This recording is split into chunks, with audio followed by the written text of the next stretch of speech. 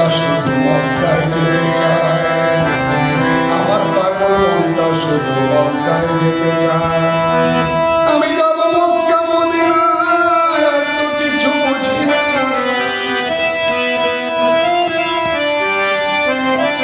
আমি যাব মক্কা মদিনায়, আর তো কিছু বুঝি না।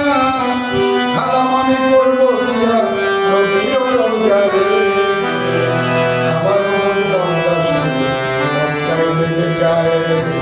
আমার পাগল মনটা শুধু মক্কায় যেতে চায়।